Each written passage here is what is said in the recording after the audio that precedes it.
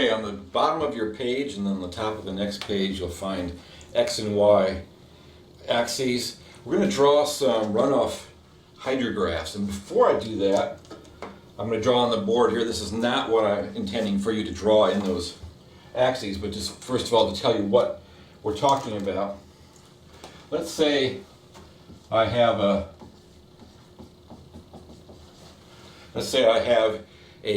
watershed, the top view of my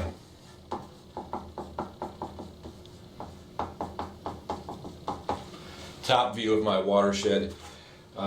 Say it's shaped kind of like that. So the water is running down this way, it's downhill this way, and maybe it enters a stream right down there at the bottom of the watershed. So the hill's going this way. If I measure the flow coming off that watershed after the start of a rainfall,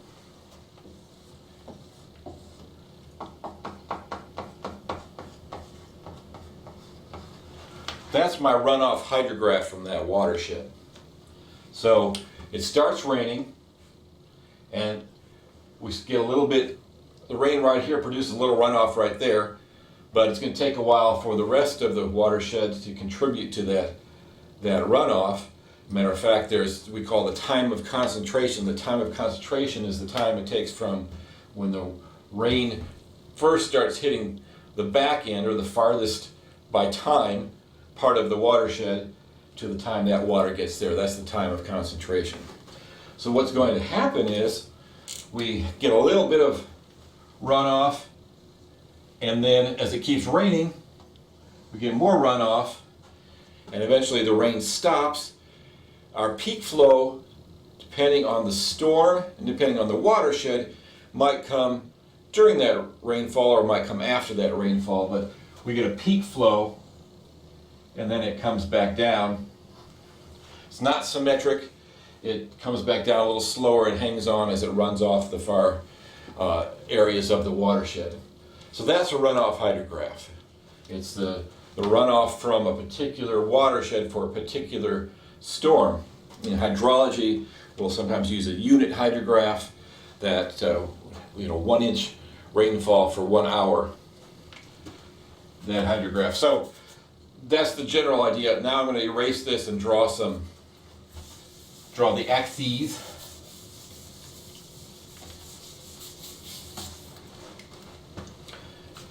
And this is what I'm thinking you might draw in your sheet.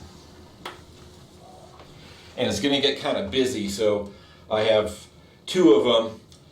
I'll draw the hydrographs here, and then I'll erase this, and I'll kind of focus on what's going to be on this area.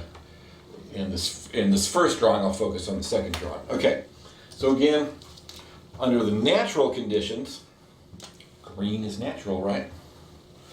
We have some runoff. It increases, peaks, comes back down.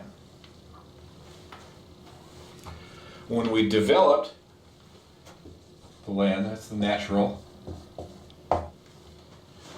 When we develop it, we get more runoff. So developing, we mean we're paving things, we're covering things, so we're getting more runoff, and it's going to happen faster. So the rate, again, we're looking at the flow, Q, versus time. Typically, a common unit for flow is cubic feet per second, CFS. Time, we might use hour. We might use day, but hour is usually a good one. Minutes we might use. So under developed conditions or paved things, it quickly gets above the natural, and then it goes up and it peaks higher, and then it comes down, and it actually will come down faster. Under natural conditions, you got water kind of slowly working its way through the grass, infiltrating and then coming back out. So it'll drop down faster. So this is developed or post-development.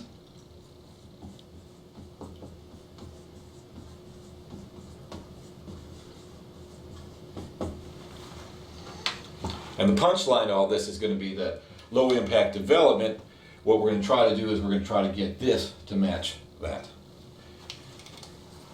So under the laws that have been around for a long time now, we have to control the post-development peak runoff.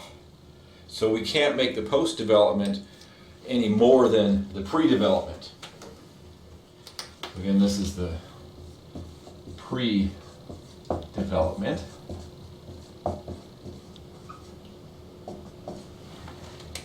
So the law says we can't exceed that peak rate. So we can do that with a detention pond. Retention pond or detention pond? Retain, you're holding on to it. Detain, you're just hold it for a while, then you're letting it go. Retain, you're holding it on the site. In practice, we use those. I'll probably use those interchangeably, but if I want to be rigorous, some people make a distinction between those. So we have detention, and with detention, we can, depending on how we set up our retention pond, if our retention pond is before we measure it in the end, let's just say it pretty much matches the post-development. We're letting the water out, but when it gets up to the peak rate, then we're going to cut it off. We're going to let it out of retention pond at that, I said retention then, detention pond, at that rate. So this is detention. Now, what happens though is, if you look, I'm not done with the purple yet. The green, so cubic feet per second, volume per time, times time is just volume. So the area under this curve is the volume. So that's the pre-development runoff volume. And you'll notice that the post-development runoff volume is more. So we've controlled the peak if we detain it, but we haven't controlled the volume. So we still need this volume that we cut off. This is what we stored in our detention pond. We still got to let that go. So we let that out, and I'm just kind of eyeballing it. And then it goes off like that. Now, so this is the post-development volume, the area under that curve. The detention pond controls the peak, but it does not control the volume. So we still have the same volume here. So low impact development, and again, this is the law now in a lot of places, we have to control not only the post-development peak, but the post-development volume. Matter of fact, in the watershed that I'm standing in right now, the law says in Pennsylvania that the post-development volume has to be 75% of the natural or pre-development volume. That's because we're in the Chesapeake Bay watershed, and then they've divided up into sub-watersheds. I'm not sure the criteria that they use to designate some as more critical than others, but in this particular sub-watershed, any development has to be volume 75% of the pre-development volume. All right, so this is our problem here we're dealing with. Detention does some good things. This post-development, this peak rate does a lot of bad things. Leads to erosion, all that energy. That erosion leads to turbidity in the streams. It's bad for the fishies. It wrecks the land with the erosion. Controlling the peak helps a lot. It helps a lot with that erosion, but it's still not the same as the natural. The natural system, the fishies and everything else, they're seeing an increased volume in the stream, increased high flow for longer, and then also, in the next graph I'm going to focus on this drops off and they have lower base flow. So I'm going to redraw this. Did you get all that? Okay.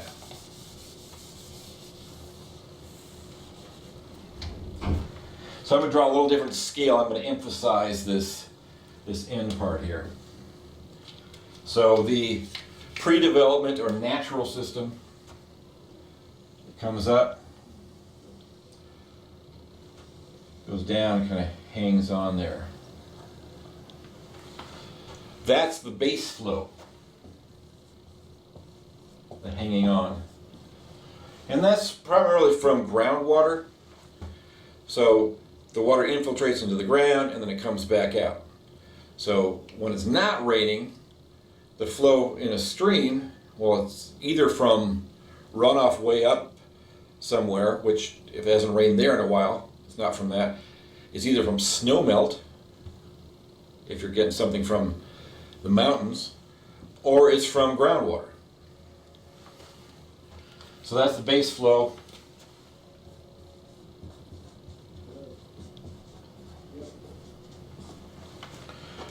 Post-development again, goes up higher peak, comes back down, we don't have that base flow. Post-development with detention, we have higher flow for longer, and then that also, because we haven't done anything to the watershed, we haven't changed the watershed from, well, we haven't done anything from the developed condition. We've done something from the natural condition. Label these again. Natural or pre-development. We might not know what it is naturally, but we try to guess what it was pre-development. Post-development. And this is detention. This still comes down, and if we haven't increased the infiltration over the red, over the post-development, then we don't have that base flow, and that's damaging to a stream. So our objective, I said again, we're trying to get, instead of the red, we're trying to match the green. If we can do LID, we might have retention ponds or detention ponds still, but we're going to try to reduce the volume that runs off. So we're going to have storage and infiltration on site. We might have some ponds. We might try to use it through evapotranspiration, but we really want to increase the infiltration if we can. That reduces the volume of runoff, and that also recharges the groundwater. So maybe this will drop. Maybe we don't quite match the the pre-development, but if we can provide some infiltration, maybe we'll lessen the effects on the base flow and we'll still have a decent base flow. Okay, so now let's talk through some, did you get all that? Let's talk through some specific goals that go along with this.